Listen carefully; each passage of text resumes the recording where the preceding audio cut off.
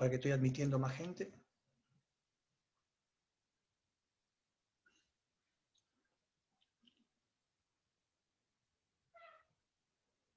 Bueno, ahí están.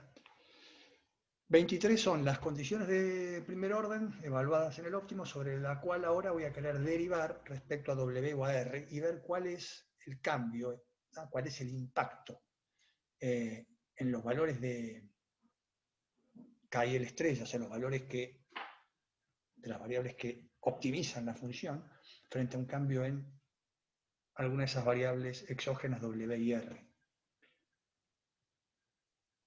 Primero vamos a derivar respecto a W. Fíjense, acá otra vez el secreto está en saber derivar funciones compuestas, aplicar bien la regla de la cadena, básicamente, porque con eso ya está todo el resto hecho. Si vos derivás respecto a W, suponés que cambia el salario, ¿ah? Pero se mantiene constante la tasa de interés y el output.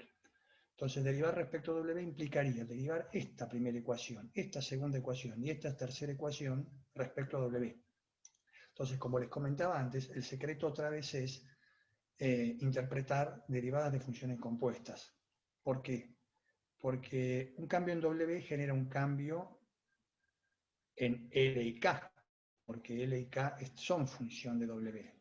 ¿Está bien? Pero a su vez, L y K están vinculadas con F.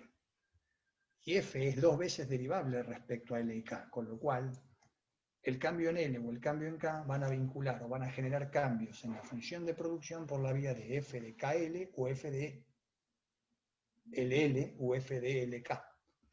Entonces, eso es lo que hay que hacer. Hay que aplicar las propiedades de las derivadas de funciones compuestas. Entonces, derivemos primero respecto a W la primera ecuación.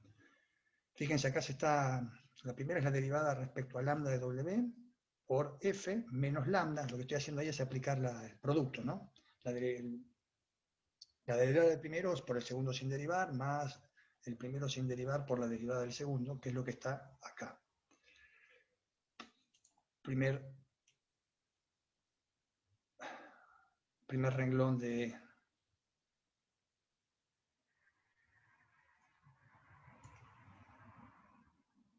la primera expresión. La segunda es la derivada de la segunda ecuación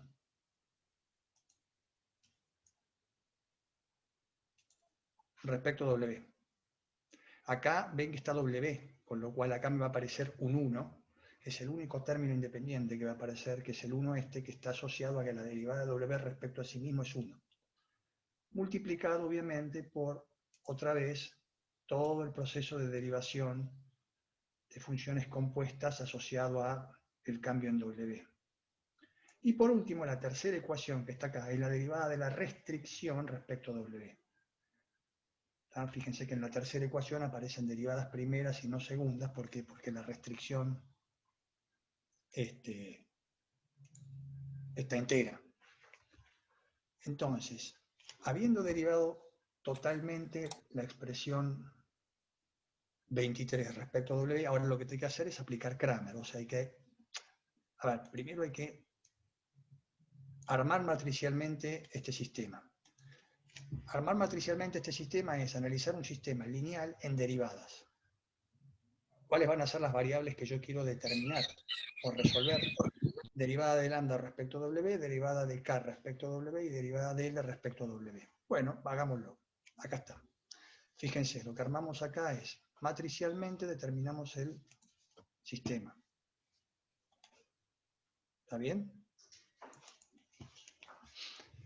Fíjense que esta matriz, que es la matriz de coeficientes, es matriz de 3×3, es la matriz asociada a ¿qué? A los vectores que premultiplican a las variables. Ahora, fíjense que esta matriz, que es la matriz de vectores que multiplica a las variables, vuelve a ser la matriz hessiana, como siempre. Con lo cual me aparece la matriz hessiana, que es la matriz asociada al sistema lineal en derivadas parciales, las variables, que son las derivadas parciales de K, L y W K, L y lambda respecto a W, y el vector de término independiente, que es 0, menos 1, 0, porque el único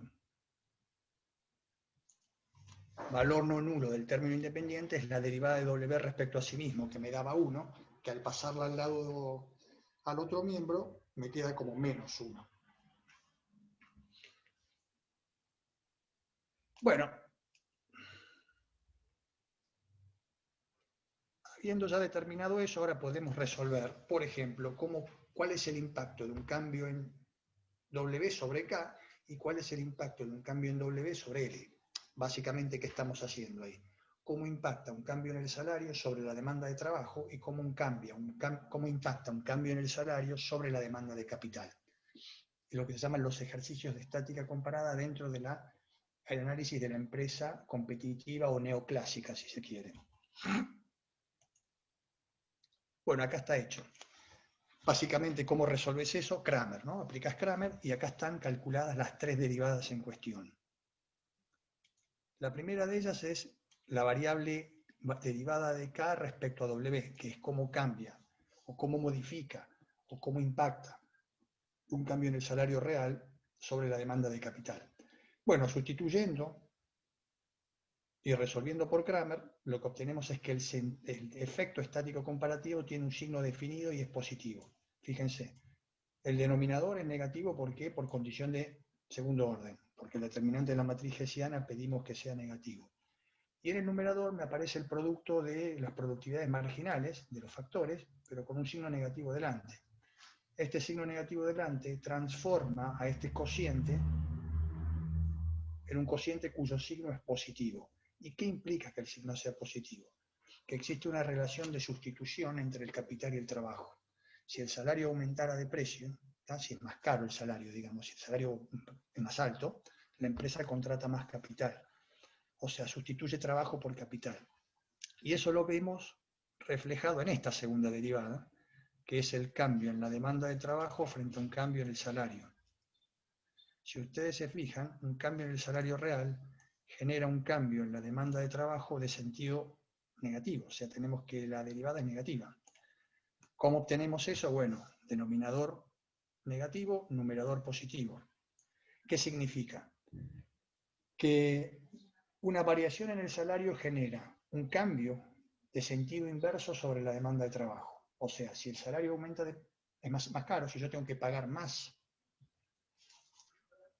si yo tengo que pagar un salario mayor al trabajador, lo que hago es reduzco la cantidad de trabajo que contrato y sustituyo por el otro factor productivo que es capital. ¿Me entendés? Ese es el sentido de estas dos derivadas que están acá. Inversa respecto al propio factor, precio del factor, y directa respecto al factor que lo sustituye. Básicamente, esta es otra vez el comportamiento de una empresa neoclásica, ¿no? Donde se sabe que lo que produce lo vende y lo que tiene que hacer es producir a mínimo costo. Eso hace que toda variación en el precio de un factor es tal que vos repercute sobre la empresa reduciendo o aumentando la demanda de ese factor, o sea, la demanda del factor que varió de precio, y sustituyéndolo por el otro. Esa es la esencia en sí mismo de...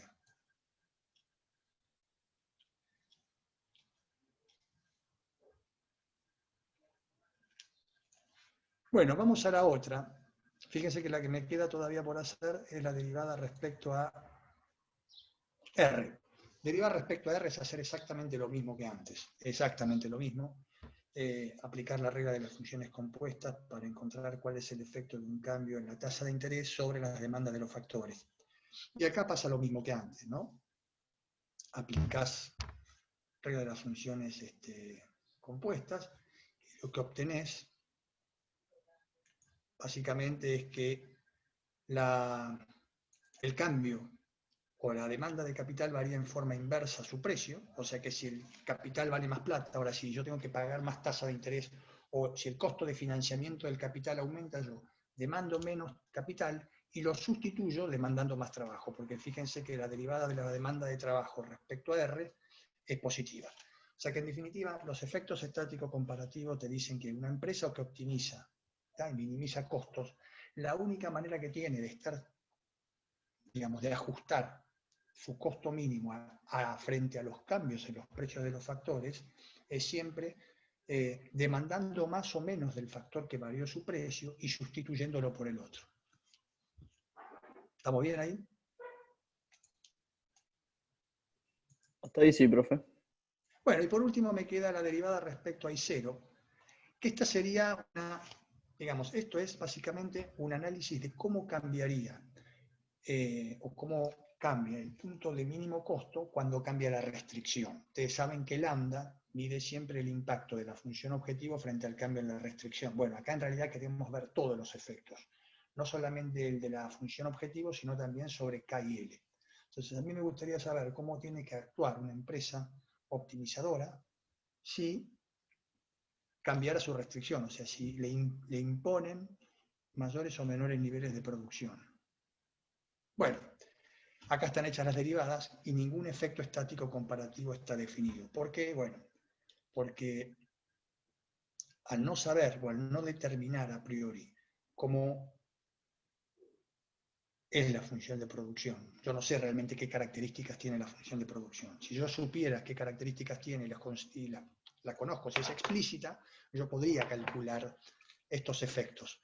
Pero al no conocerlo, digamos, no puedo determinarlo. ¿Qué significa? Si tengo que producir más, yo puedo producir más utilizando más trabajo y menos capital, más trabajo y más capital,